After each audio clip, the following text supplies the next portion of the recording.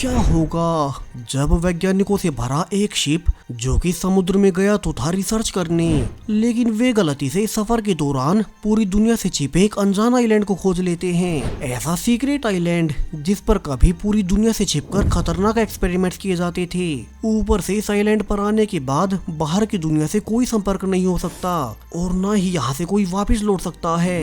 इस आइलैंड पर उन्हें ऐसी चीजें मिलती हैं जो हमारी दुनिया की है ही नहीं। तो अब इस आइलैंड और यहाँ होने वाले एक्सपेरिमेंट्स का राज क्या है, चलिए जानते हैं हमारी आज की नई साईफाई सीरीज में। अब कहानी की शुरुआत एक वैज्ञानिक से होती है जो कि अभी कुछ सोल्जर से बचकर भाग रहा था और थोड़ी देर में जब समुद्र किनारे आने के बाद उसके पास भागने का कोई रास्ता नहीं बचता तो वो एक मिस्टीरियस डिवाइस को समुद्र के पानी में फेंक देता है, जिसके बाद सोल्जर्स बिना कुछ सोचे उसे जान से मार देते हैं। जबकि जो डिवाइस उसने समुद्र में फेंका था वो अब एक अजीब सी सोनार पल्स एमिट करना शुरू कर देता है। अब इस वैज्ञानिक ने क्या खोज निकाला था, ये डिवाइस क्या है, ये बहुत बड़ा राज है जो कहानी में आगे खुलेगा। अब इस घटना के कई सालों बाद एक रिसर्च शिप दिखाया जाता है जो कि अभी कुछ वैज्ञानिकों, पत्रकारों और सोशल मीडिया इन्फ्लुएंसर्स के ग्रुप को समुद्र की सैर करवाने ले जा रहे हैं ताकि वे समुद्र में फेंके गए इंसानी कचरे पर रिपोर्ट कर सकें और आर्टिकल्स लिख सकें। लेकिन अब कुछ ऐसा होने वाला है जिसकी किसी ने उम्मीद तक नहीं की थी। शिप पर बायोलॉजिस्ट जेना और उसका असिस्टेंट नोवा लगातार सोनार सिग्नल्स को मॉनिटर कर रहे हैं। ऐसा लग रहा है मानो वे सीक्रेटली इस बोट पर किसी खास चीज की तलाश में आए हों, उनका कोई सीक्रेट मिशन हो। जबकि बाकी पैसेंजर्स और शिप के कैप्टन सैम के लिए ये नॉर्मल सा ट्रिप था। उन्हें बस समुद्री तूफानों और बाकी चीजों का ध्यान रखते हुए इस सफर को पूरा करना है। अब समुद्र में निकलने के कुछ ही देर बाद कैप्टन ने नोटिस किया कि जब से उन्होंने सफर शुरू किया है तभी से एक छोटी सी बोट उनका पीछा कर रही है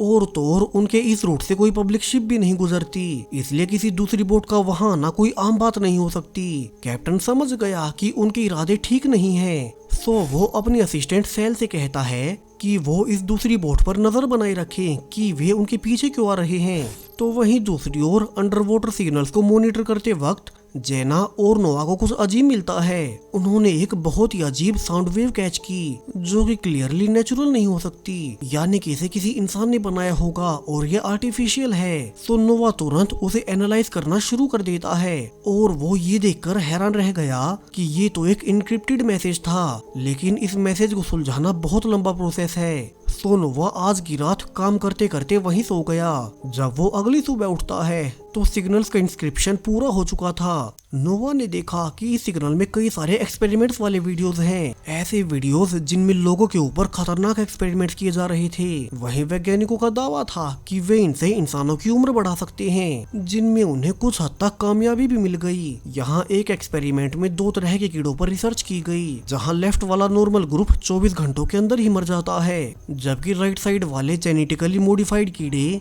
वे पूरे 30 दिन तक सर्वाइव कर गए। सो नोवा तो अब ये सब देखकर हैरान रह गया और वो तो अब इन सारे एक्सपेरिमेंट्स के बारे में किसी भी तरह और जानना चाहता है। लेकिन तभी उसे जेना ने आकर बताया कि कैप्टन ने अभी सभी पैसेंजर्स को जल्दी से डाइनिंग हॉल में इकट्ठा होने को कहा है। सो नोवा भी अपने काम को छोड़कर जेना के साथ वहीं चला जाता है। यहाँ अब सभी को इकट्ठा कर कैप्टन सैम ने बताया कि अभी उनके शिप पर कुछ समुद्री लुटेरों ने टारगेट किया है। हालांकि कैप्टन ने यकीन दिलाया कि वो अपने सालों के एक्सपीरियंस का इस्तेमाल कर इन लुटेरों को पीछे छोड़ देगा, लेकिन कैप्टन का अंदाजा गलत निकलता है। वो उन्हें पानी में चकमा नहीं दे पाता। दरअसल लुटेरे उनका इतनी करीब से पीछा इसलिए कर पा रहे थे क्योंकि इस शिप पर ही कोई उनकी मदद कर रहा है। दरअसल इसी शिप पर इन पत्रकारों के बीच मार्क नाम का एक फोटोग्राफर है जिसके बैग में एक ऐसा बॉक्स है जिस पर जीपीएस ट्रैकर लगा है और इसी को ट्रैक कर वे लुटेरे उनका पीछा कर रहे थे। हालांकि मार्क अपनी मर्जी से उनका साथ नहीं दे रहा और ना ही उसका इरादा इन लुटेरों को अपने पीछे लगाने का था। असल में उसे उसके होम टाउन के एक लोकल गुंडे ने ब्लैकमेल किया था कि वो इस रिसर्च ट्रिप का इस्तेमाल कर उसके एक बेशकीमती हीरे को स्मगल कर सके और दूसरे देश ले जा सके, क्योंकि चूंकि शिप वैज्ञानिकों का है तो इसके सामान की कस्टम चेकिंग नहीं होती और वो हीरा पकड़ा नहीं जाएगा। ऊपर से ये पक्का करने के लिए कि कहीं ये हीरा खो न जाए, उस गुंडे ने बॉक्स पर जीपीएस ट्रैकर्स और सेंसर्स लगवा दिए थे। यानी कि अगर सफर के दौरान इस बॉक्स को खोला गया या फिर कोई भी इंसिडेंट हुआ तो वो गुंडा तुरंत स्पेन में मार्क की फैमिली को मार देगा। लेकिन अब किसी तरह से लुटेरों को इस हीरे के बारे में पता चल गया और वे बॉक्स वाले जीपीएस को ट्रैक कर रहे हैं। मार्क जानता था कि इन सारी मुसीबत की जड़ वही है, लेकिन वो इतना डर गया कि वो किसी को कुछ नहीं बताता। वो तो अब बस इस हीरे के बॉक्स को छुपाकर उम्मीद कर सकता है कि वे इन लुटेरों से बच निकले।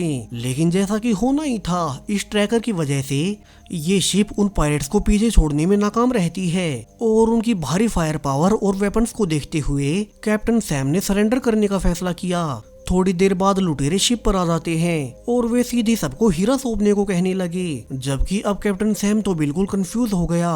उसे तो किसी हीरे के बारे में कुछ नहीं पता और उसे लगता है कि इन लुटेरों को कोई गलतफहमी हुई होगी। जिसके बाद अब गुस्से में लुटेरों का लीडर कैप्टन के सिर पर गन रख देता है। तभी असिस्टेंट सेल ने बीच में आकर उन्हें शांत करते हुए कहा कि क्या पता शिप पर शायद किसी और पैसेंजर के पास उस हीरे की इंफॉर्मेशन हो। सो लुटेरे अब बाकी सबको भी इकट्ठा कर लेते हैं और फिर वे सबसे हीरे के बारे में पूछने लगे, जबकि मार्क अपनी फैमिली की सेफ्टी के लिए अब चुप ही रहता है। उसे पता था कि अगर उसने हीरे को दे दिया तो वो लोकल गुंडा उसकी फैमिली को मार देगा। तभी जैसे ये गुंडा उन्हें मारने वाला था कि उसके रेडियो पर अचानक उसके दूसरे साथी की मदद की आवाज आती है, जैसे उस पर अटैक हो गया हो। सो लुटेरों का लीडर अपने आदमियों को बैकअप के लिए ले गया और कैप्टन और बाकी क्रू के पास सिर्फ कुछ गार्ड छोड़ देता है। लीडर अब कुछ देर बाद वापस तो लौटता है, लेकिन अपनी मर्जी से नहीं बल्कि कैदी बनकर। असल में वो रेडियो ट्रांसमिशन इसी शिप के मैकेनिक द्वारा बनाया गया एक ट्रैप था और उसी की मदद से क्रू अब इन लुटेरों पर भारी पड़ जाते हैं। हालांकि वे उन्हें जान से नहीं मारते बल्कि उन लुटेरों के हथियार छीनकर उन्हें वापस से उनकी बोट पर भेज देते हैं ताकि वे भाग जाएं। जबकि इस बड़ी हार से अपमानित होने के बाद पायरेट्स का लीडर इतनी जल्दी हार नहीं मानने वाला, लेकिन अभी तो उसे बदला लेने से पहले अपने एम्प्लॉयर से कांटेक्ट करना होगा जिसने उन्हें वो हीरा लाने के लिए हायर किया था, और वो एक पावरफुल गैंगस्टर डेमियन है। दरअसल ये गैंगस्टर डेमियन ही उस कीमती हीरे का असली मालिक है, जबकि जिस लोकल गुंडे ने शुरू में मार्क को हीरे की स्मगलिंग का काम दिया था वो तो डेमियन का ही नौकर था, मगर उसने उसका हीरा चुरा लिया, जिसे कि डेमियन ने जीपीएस ट्रैकर के बारे में पता चलने के बाद ऑलरेडी समाप्त कर दिया है और इसीलिए फिर उसी ने लुटेरों को इस रिसर्च शिप को ट्रैक करने के लिए भेजा था। लेकिन अब प्रेजेंट में डेमियन पायरेट लीडर के फेल होने की खबर को सुनकर गुस्सा हो जाता है और उसे हीरा वापस लाने का आखिरी मौका देता है, वरना तो वो उसके साथ भी वही करेगा जो उसने अपने नौकर के साथ किया था। जिसे डरकर अब वो पायरेट लीडर तुरंत ही अगली कोशिश की तैयारी शुरू कर देता है, इस इरादे के साथ कि अब वो फेल नहीं होगा। दूसरी ओर रिसर्च शिप पर सबको लगा कि मुसीबत टल चुकी है, लेकिन तभी क्रू के सामने एक नई प्रॉब्लम आ गई। उन्हें वेदर रिपोर्ट मिलती है जिसमें उनके रूट पर एक भयानक आंधी तूफान आने वाला है। तो कैप्टन सैम थोड़ा सोचने के बाद एक नया रास्ता चुनता है, लेकिन तभी उन्हें वही लुटेरे अपने पीछे आते हुए नजर आते हैं।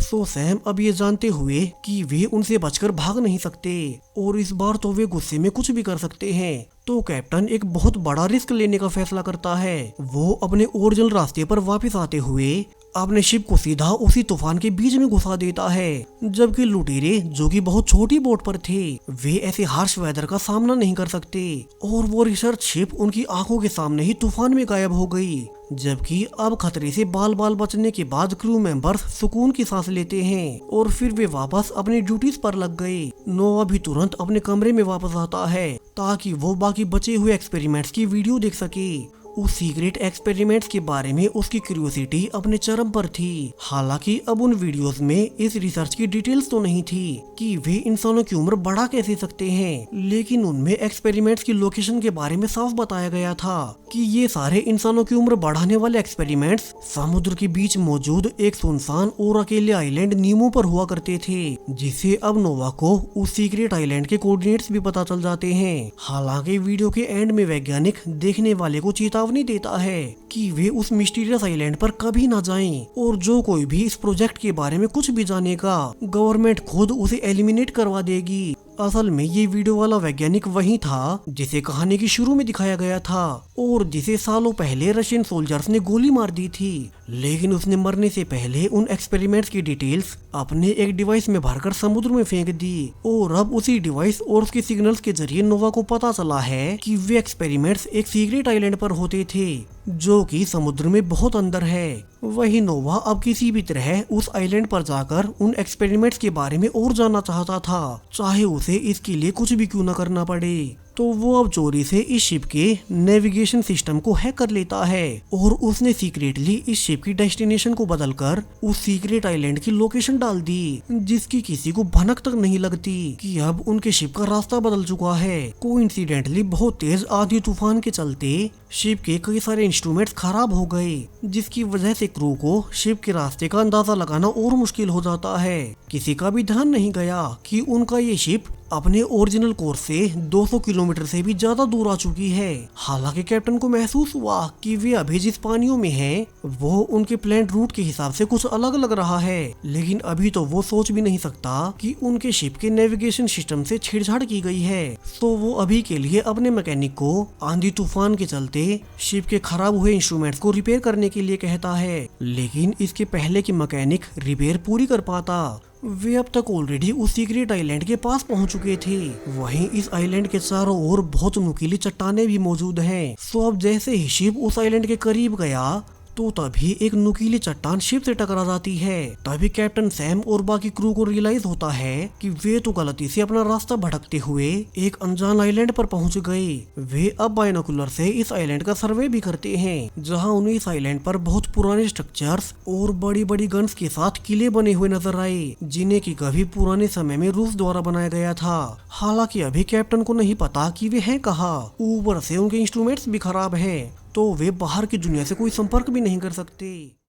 तो कैप्टन सैम को लगा कि हो सकता है शायद इस आइलैंड पर कोई लोग रहते हों और वे उनकी शिप को रिपेयर करने और उन्हें वापस जाने में उनकी मदद करें। कैप्टन अपने साथ एक छोटी सी टीम को लेकर किनारे पर जाता है, लेकिन अब जैसे जैसे वे आइलैंड पर आगे बढ़ते हैं तो कैप्टन की उम्मीदें ही टूटने लगी। यहाँ किले के गेट्स पर जो कि बंद थे, अब उन पर जंग लग चुका था, यानी कि इस जगह को तो कई दशकों पहले ही बंद किया जा चुका है। वहीं दीवारों पर जो लिखा भी है वो रशियन भाषा में है, यानी कि ये साफ तौर पर एक अबेंडन रशियन मिलिट्री बेस है। तभी उन्हें एक अच्छी खबर मिली कि उनके गार्ड रायन और उसके साथी ने इस किले के ऊपर एक रेडियो स्टेशन खोज लिया है। इसके अंदर के इक्विपमेंट देखने में पूरी तरह से ठीक लग रहे थे, तो अब अगर वे पावर को रिस्टोर कर पाए तो शायद बाहर की दुनिया में मदद के लिए मैसेज भेज सकेंगे। ये उनकी आखिरी उम्मीद बन गई, क्योंकि जब मैकेनिक शिप को इंस्पेक्ट करता है तो उस चट्टान के टकराने से शिप में काफी बड़ा छेद हो गया था, जिसकी वजह से शिप आगे सफर नहीं कर सकती। कैप्टन और उसके असिस्टेंट सैल अब किले के अंदर कोई भी काम की चीजें ढूंढने लगते हैं, लेकिन उन्हें निराशा के अलावा और कुछ नहीं मिला। तभी उनके रेडियोस अचानक से आवाज करने लगे। उनके एक साथी जर्नलिस्ट और शिप की डॉक्टर ने पहाड़ी के पास कुछ ऐसा देखा है जो बहुत भयानक है। दरअसल उन्हें वहाँ बहुत बड़ी संख्या में नरकंकाल पड़े हुए मिले हैं और उन सभी को किसी एक्सपेरिमेंट के बाद जला दिया गया था। यहाँ जर्नलिस्ट रीटा अंदाजा लगाती है कि जरूर से रशियन गवर्नमेंट कोई खतरनाक एक्सपेरिमेंट कर रही थी, इसलिए उन्होंने सबूत मिटाने के लिए ऐसा किया होगा। जबकि डॉक्टर अब हड्डियों के टुकड़ों को वापिस से शिप पर ले जाने का फैसला करती है ताकि उन पर रिसर्च कर सके। अब कुछ देर बाद जब सभी लोग वापस एक साथ इकट्ठा होते हैं तो वे अपनी अपनी फाइंडिंग्स बताने लगे।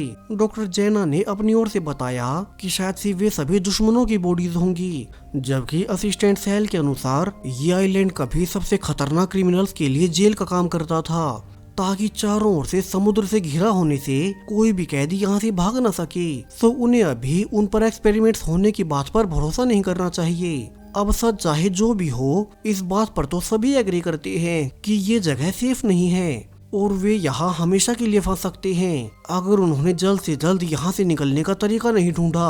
तभी मैकेनिक एक अच्छी खबर देता है कि उसने शिप पर कुछ रिपेयर्स कर लिए हैं और कल तक के काम के बाद शायद से ये शिप वापस से चलने की पोजीशन में आ जाएगा और फिर भी यहाँ से निकल सकते हैं। अब आज की पूरे दिन की ये सबसे अच्छी खबर थी, तो सबको इसे सुकून मिलता है, जबकि कैप्टन सैम अंदर ही अंदर परेशान हो गया।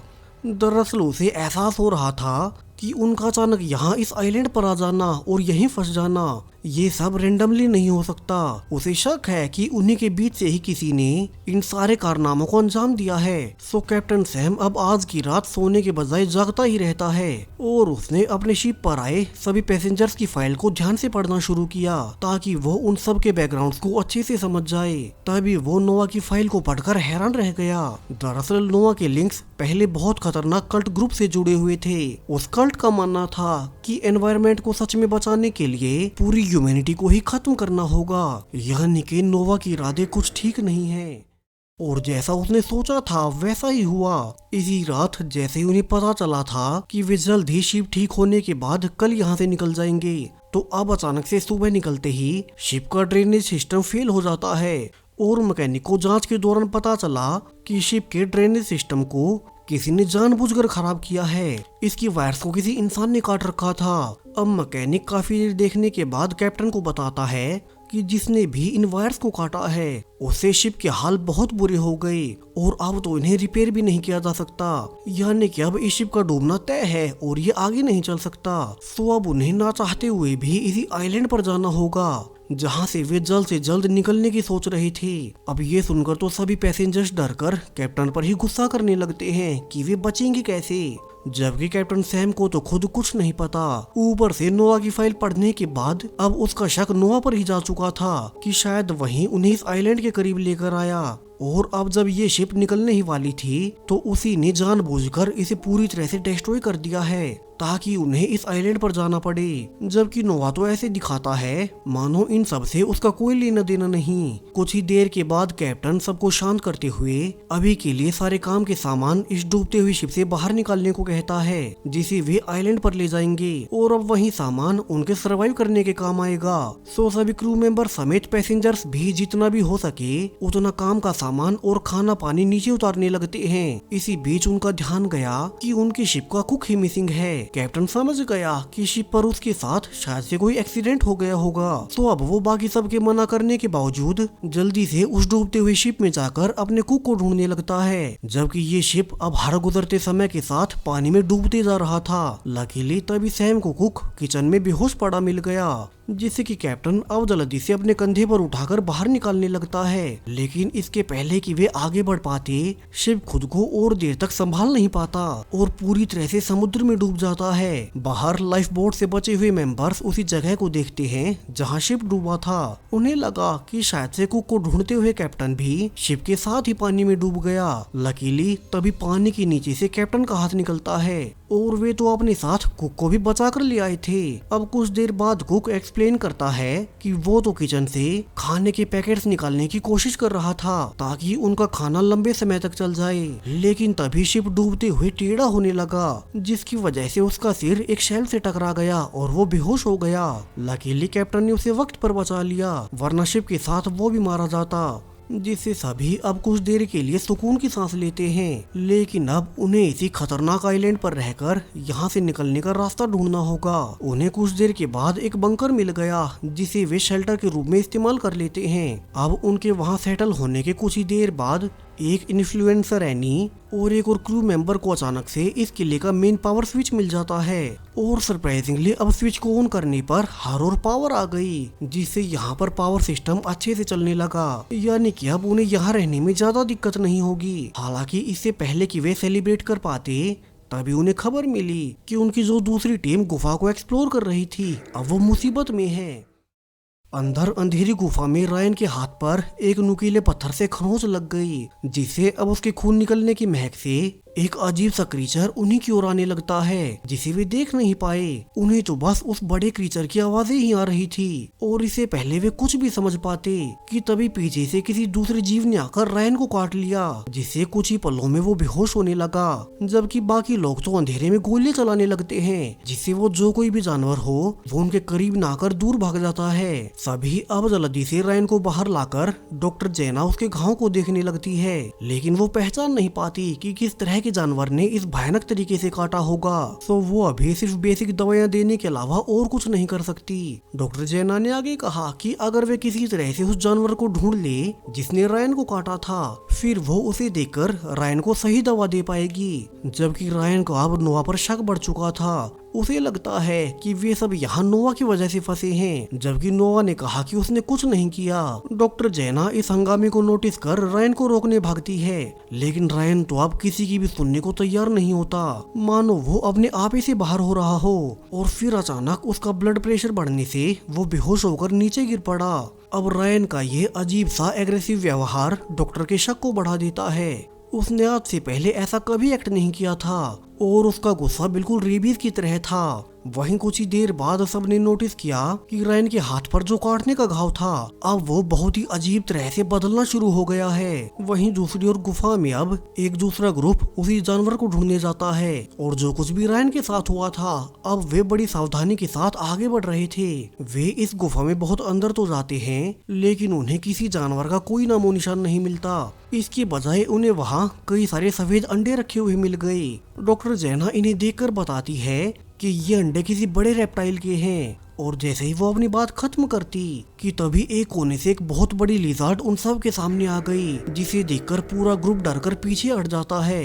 ऐसा लग रहा था कि वो लिजार्ड जमीन पर रखे अपने अंडों को प्रोटेक्ट कर रही है। वहीं अब ये भी साफ था कि शायद से इसी लिजार्ड ने रायन को काटा था और उन्हें इसी की तलाश थी। तो ग्रुप तुरंत अपने हथियारों से उस लिजार्ड को मार गिराता है और फिर वे उसकी बॉडी को वापस अपने बंकर में ले आए ताकि डॉक्टर जेना इस पर रिसर्च कर रायन का इलाज कर सके। तो दूसरी ओर इन्फ्लुएंसर एनी ने एक और चीज खोज ली। इस बंकर को एक्सप्लोर करते वक्त वो एक ऐसी दीवार नोटिस करती है जो बाकी सबसे अलग लग रही थी। वहीं इस पर एक मिस्टीरियस बटन भी लगा था। एनी उस बटन को दबाती है लेकिन इसे कुछ नहीं होता। फिर उसने वायर्स को ट्रेस कर नोटिस किया कि ये वायर्स तो दीवार के दूसरी ओर जा रहे हैं, यानी कि ये दीवार खोखली है। सो एनी के इन्फॉर्म करते ही तुरंत कैप्टन और बाकी लोग आकर दीवार को तोड़कर देखने लगते हैं। तभी उन्हें इस दीवार के पीछे एक छुपी हुई लिफ्ट मिल गई। हालांकि शुरू में वे डर रहे थे, लेकिन क्यूरियोसिटी के चलते वे सभी उस लिफ्ट से होकर जमीन के अंदर वाले हिस्से में जाने लगते हैं। और यहाँ अंदर आने पर उन्हें एक बहुत बड़ी सीक्रेट लैब मिलती है। इसकी दीवारों पर रशियन एस्ट्रोनॉट्स की फोटोज लगी थी, जो कि इस बात की ओर साफ इशारा है कि ये रिसर्च लैब रशिया के स्पेस प्रोग्राम से रिलेटेड है।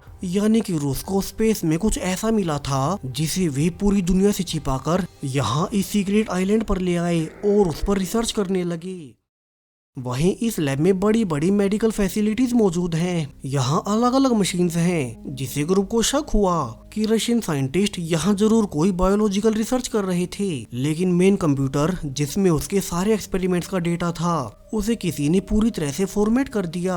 यानी कि फिलहाल अब कोई भी ये बता नहीं सकता कि यहाँ होता क्या था। तभी उन्हें इस लैब के कंस्ट्रक्शंस के ब्लूप्रिंट्स मिल गए, जिससे उन्हें पता चलता है कि ये किलेनुमा सीक्रेट बंकर इस आइलैंड पर 20 साल से भी पहले बनाया गया था और ये जियोथर्मल एनर्जी से चलता है। जिससे अब ये बात तो साफ हो गई कि इसीलिए मेन स्विच को ऑन करते ही इस पूरी बेस का पावर सिस्टम तुरंत कैसे चल पड़ा था। वहीं इन्हीं ब्लूप्रिंट्स के बीच में इस आइलैंड और आसपास के पानी का एक मैप भी छुपा हुआ है, जिस पर अजीब निशान बने थे और ये निशान कोई भी नहीं समझ पाता कि इन्हें किसने और क्यों बनाया है। दूसरी ओर नोवा और जेना ने फिर से सोनार सिग्नल्स को मॉनिटर कर एक नई डिस्कवरी कर ली। उन्होंने समुद्र में एक नई टाइप की साउंड वेव डिटेक्ट की थी, जिसकी फ्रीक्वेंसी वीडियो वाली साउंड वेव से पूरी तरह से अलग है। नोवा को ये भी रियलाइज हुआ कि ये अजीब से ऑडियो सिग्नल्स उस रात को भी मौजूद थे जब चट्टान के टकराने से उनकी शिप डूबने वाली थी। यानी कि क्या ऐसा हो सकता है कि उनकी वो शिप किसी चट्टान से नहीं बल्कि किसी दूसरे जीव से टकराई थी।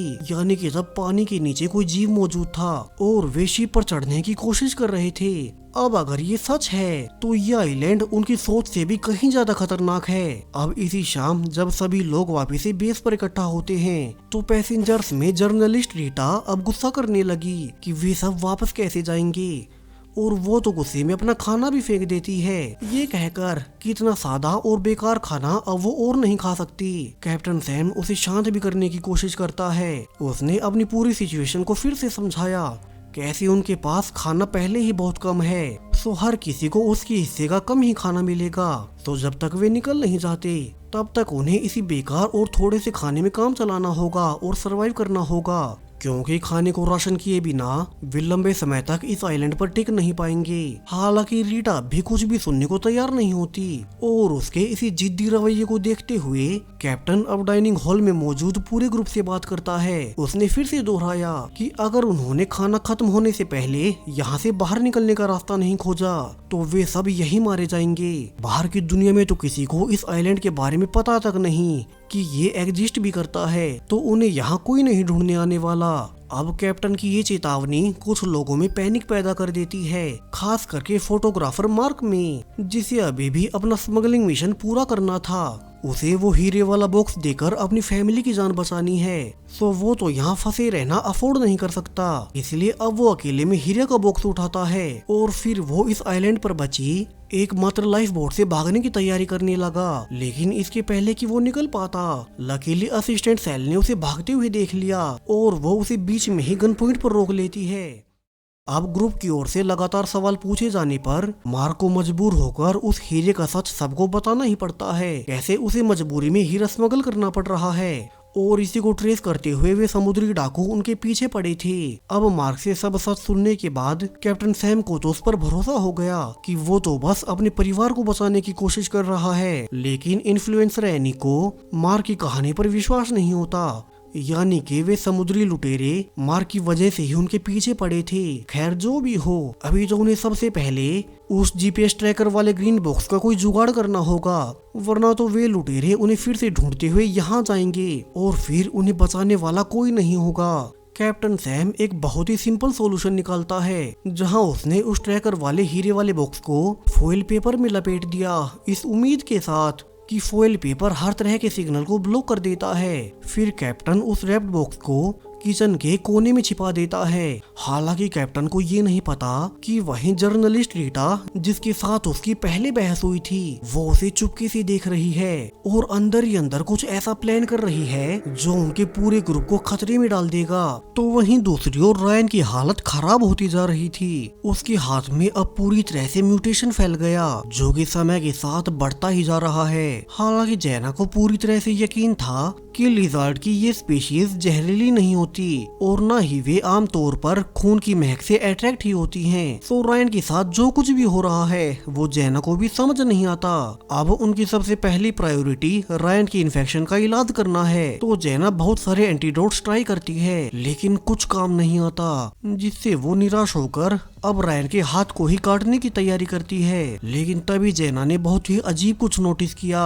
दरअसल माइक्रोस्कोप में रायन के सेल्स में उसने देखा कि उसके नॉर्मल ह्यूमन टिश्यूज अब एक बिल्कुल नए तरह के बायोलॉजिकल टिश्यूज में बदल रहे हैं, मानो रायन किसी और ही तरह के जीव में बदल रहा हो, और ऐसा होना तो मुमकिन ही नहीं। अब जैना को इसे देखकर एक आइडिया आता है और उसने मरी हुई लिजार्ड की बॉडी से उसके सलाइवा का सैंपल लिया और उसे एनालाइज करने लगी। जैसा उसे लगा ही था, वो लिजार्ड म्यूटेटेड हो चुकी थी और उसके सलाइवा में एक ऐसा एजेंट निकला जो नॉर्मल इंसानी सेल्स को एक अजीब और नए टाइप के बायोलॉजिकल सेल में बदल देता है। यानी कि अब रायन कुछ ऐसा बन रहा है जिसके बारे में कोई सोच भी नहीं सकता। जैना ने सोचा कि अगर किसी इंसान की पूरी बॉडी के सेल्स इसी तरह कन्वर्ट हो जाएं, तो क्या उसके कटे हुए अंग भी वापस उग जाएंगे। फिर वो इसी बात को बदल के दूसरे हिस्सों से जोड़ती है, कैसे इस म्यूटेशन जैसा पहले पृथ्वी पर कभी कुछ नहीं देखा गया। ऊपर से उस लैब में एस्ट्रोनॉट्स की फोटोज भरी हुई हैं, यानी कि रूस जरूर स्पेस से लाए गए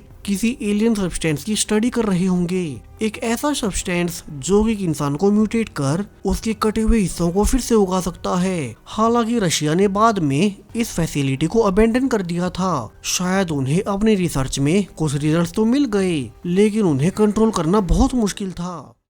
अब यहाँ असल में क्या हुआ था, इसका राज खोलने के लिए जैना अपने असिस्टेंट नोवा से कहती है कि वो फॉर्मेट किए गए मेन कंप्यूटर से उसकी सारे डेटा को रिकवर करने की कोशिश करे। जबकि अब रायन की हालत तेजी से खराब होने लगती है। उसका पूरा काटा हुआ हाथ अब उन म्यूटेटेड सेल से इन्फेक्टेड हो चुका था। सो डॉक्टर अब सर्जरी करते हुए रायन के म्यूटेटेड हाथ को अलग कर देती है और उसने उसे एक रेफ्रिजरेटर में रख दिया। वहीं दूसरी ओर कैप्टन के किचन से निकलने की कुछ ही देर बाद वहीं जर्नलिस्ट रीटा अब छुपने वाली जगह से बाहर निकलती है। फिर उसने बॉक्स के अंदर से उस बेशकीमती हीरे को चुरा लिया और वो खाली बॉक्स को वापस रख देती है। उसे लगा कि उसकी इस चोरी पर किसी का ध्यान नहीं गया होगा, लेकिन मीलों दूर स्पेन में गैंगस्टर डेमियन को सिग्नल मिल चुका था कि फाइनली हीरे वाला बॉक्स खुल चुका है। तो वो तुरंत पायरेट लीडर को ऑर्डर देता है कि वो बॉक्स की आखिरी नोन लोकेशन पर पहुंच जाए। यानी कि रीटा ने गलती से अपनी लोकेशन रिवील कर दी, जिसके बारे में उसके बाकी ग्रुप को कुछ नहीं पता। इसके बजाय वे तो एक नई डिस्कवरी को सेलिब्रेट कर रहे थे। दरअसल शेफ को एक ऐसा वेयर हाउस मिल गया जो एक स्पेस स्टेशन के मलबे से भरा हुआ था और इसे बहुत सारी बातें क्लियर हो जाती हैं। उन्हें समझ आया कि कैसे उस नॉटिकल चार्ट पर जो अजीब से निशान बने थे वे शायद इस स्पेस स्टेशन के मलबे की लोकेशन को दिखाते हैं। अब उन्हें पता था कि स्पेस स्टेशन में कम्युनिकेशन के लिए एक सैटेलाइट एंटीना होता है, यानी कि अगर उन्हें मलबे का वो हिस्सा मिल जाए और वे उस एंटीना को इस लैब वाले रेडियो स्टेशन से जोड़ दें तो फिर शायद वे बाहर की दुनिया से कांटेक्ट कर पाएंगे और फिर मदद बुलाकर यहाँ से निकल सकेंगे। ग्रुप तुरंत मैप पर मार्क्ड लोकेशन की तरफ तलाश करने निकल पड़ते हैं और कुछ देर ढूंढने के बाद उन्हें सच में ही उन मार्क किए गए स्पॉट्स में से एक पर वो एंटीना मिल जाता है। लेकिन अब जैसे ही उनकी सबमरीन वापस लौटने वाली थी तो वो किसी चीज में फंस गई। एनी जो ऊपर वाली टीम के साथ थी वो देखती है कि उनके साथी काफी देर से पानी के ऊपर नहीं आए हैं और वो तुरंत बाकी लोगों को मदद के लिए अलर्ट करती है। अब पूरे ग्रुप में सिर्फ एक जेना ही थी जिसे डाइविंग का एक्सपीरियंस है, तो वो जल्दी से अपना सूट पहनकर अब पानी में जाकर अपने ग्रुप के लोगों को ढूंढने जाती है। लेकिन जब तक वो सबमरीन तक पहुंचती अब तक काफी वक्त बीत चुका था। अब सबमरीन में ऑक्सीजन कम होने लगी और अंदर मौजूद लोगों के पास 15 मिनट से भी कम का वक्त बचा है। जेना अब जल्दी से गहरे समुद्र में आखिरकार उस सबमरीन को ढूंढ ही लेती है जो कि एक पुराने मछली पकड़ने वाले जाल में फंसी हुई थी। तो जेना जल्दी से जाल को काटने के लिए चाकू निकालती है, लेकिन इस जाल का मटेरियल उसकी उम्मीद से भी कहीं ज्यादा मजबूत निकला, जबकि हर गुजरते समय के साथ जेना की भी हालत क्रिटिकल होती जा रही थी। जबकि अब थोड़ी देर बाद ऊपर किनारे पर कैप्टन और बाकी लोग रियलाइज करते हैं कि जेना को पानी में गए काफी टाइम हो गया और उसने सेफ डाइव टाइम क्रॉस कर लिया है। सो अब वे जेना को बचाने के लिए उसकी सेफ्टी वायर्स को खींचना शुरू कर देते हैं और उसे पानी के ऊपर लाने लगते हैं। जबकि नीचे सबमरीन में मौजूद मैकेनिक और दूसरा मेंबर अब ये देखकर पूरी तरह से निराश हो गए कि वे बच नहीं पाएंगे। लेकिन अगले ही पल जेना अपने खुद की सेफ्टी लाइन को काट देती है और वो वापस नीचे आकर नेट को काटने लगी और इसके ठीक पहले कि सबमरीन में ऑक्सीजन पूरी तरह से खत्म हो जाए, जेना आखिरकार उस नेट को काटकर सबमरीन को फ्री कर देती है, जिससे सबमरीन और उसके मेंबर्स तो ऊपर आ गए। लेकिन नीचे जेना अब पूरी तरह से थक चुकी थी। अब तक उसकी बॉडी में ऑक्सीजन की कमी होने लगी और ऐसा लग रहा था मानो अब वो ऊपर नहीं पहुंच पाएगी। उसका पूरा शरीर जवाब दे चुका था, जबकि ऊपर भी बाकी सब डर गए कि शायद से जेना अब आ नहीं पाएगी। लेकिन तभी बिल्कुल आखिरी पलों में वो किसी तरह से बाहर निकल ही जाती है और उसे ठीक देखकर बाकी सबने भी चैन की सांस ली। कैप्टन और बाकी लोग जेना को तुरंत मेडिकल रूम में ले जाते हैं ताकि उसकी चोटों को चेक कर सकें। तभी नोवा एक लैपटॉप लेकर भागता हुआ अंदर आता है। उसने लगातार कोशिशों के बाद कई सारी फाइल्स और थोड़ी बहुत फोटोज रिकवर कर ली थी और इन फोटोज में साफ दिख रहा था कि कैसे रशियन वैज्ञानिकों ने वही लिजार्ड पकड़ी हुई है जिसे इस ग्रुप ने मारा था। वहीं इसमें ह्यूमन एक्सपेरिमेंट्स की कुछ इमेजेस भी थी जो कि बहुत भयानक हैं। इसी बीच आइलैंड के दूसरे हिस्से में जर्नलिस्ट रीटा अपना सीक्रेट प्लान पूरा कर रही थी। हीरा चुराने के बाद वो कैद किए मार्क को एक मेमोरी कार्ड देती है और उसे कहती है कि जब भी वक्त आए तो वो ये मेमोरी कार्ड गैंगस्टर डेमियन को दे दे। वो उसे यकीन दिलाती है कि बॉस को पता होगा कि आगे क्या करना है, यानी कि रीटा भी वैसी नहीं है जैसी वो दिखती है। वो सीक्रेटली कुछ बहुत बड़ा करने वाली है, जबकि अब तक गैंगस्टर्स के पास इस आइलैंड की लोकेशन ऑलरेडी पहुंच चुकी थी और वे अब इस पूरे ग्रुप पर अटैक करेंगे। ऊपर से ग्रुप तो इन सब से अनजान कि रीटा ने उनसे धोखा करके वो हीरा चुरा लिया है और अनजाने में उनकी लोकेशन रिवील कर दी है। वे तो अब भी इस आइलैंड की मिस्ट्री को सुलझाने में लगे थे। वहीं इसके अलावा उन्हें यहाँ से निकलने का रास्ता भी खोजना होगा। कहानी में अभी बहुत बड़े ट्विस्ट आने वाले हैं जो सभी राज खुलेंगे। इस जबरदस्त सीरीज के दूसरे और आखिरी पार्ट में। सो कमेंट्स में अभी पार्ट 2 टाइप करें इसके अगले पार्ट को जल्द से जल्द लाने के लिए। साथ में चैनल को सब्सक्राइब करते जाएं और भी ऐसे ही मिस्ट्री सीरीज के लिए। Thank you.